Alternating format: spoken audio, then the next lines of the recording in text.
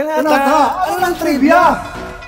Hello, I am Francis na magbibigay isa nyo ng mga trivia tungkol sa Germany na isang sikat na study abroad destiny.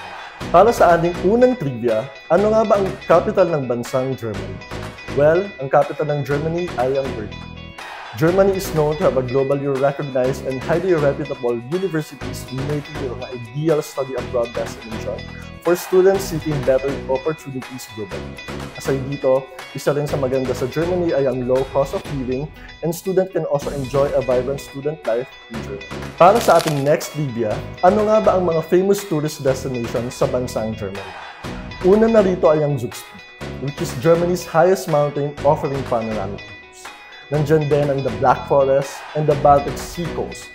Marami pang mga places na pwedeng explore dito sa Germany for international students. Sure talaga na ma-appreciate ng mga Filipinos ang ganda ng Germany. Siyempre, hindi lang yan ang mga trivia natin. Dumako naman tayo sa mga famous dishes here sa Germany. Una na rito ang Bratwurst, nandiyan din ang Sauerkraut at ang Kula din. Hindi kayo magsisisi na itry ang mga dishes na ito. Siyempre, marami pa namang food options na pwedeng i-try para mas makilala pa natin ang bansang Germany. For our last trivia, ano nga ba ang mga famous festival sa Germany na pwedeng ma-enjoy at ma-experience ng mga Filipino international students? Una na dyan ay ang Oktoberfest. Meron ding Carnival in Cologne and Wurstmarkt in Bad Dürkheim.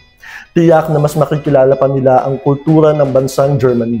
Hindi talaga kayo mauubusan ng pwedeng gawin at matutunan dito sa bansang Germany.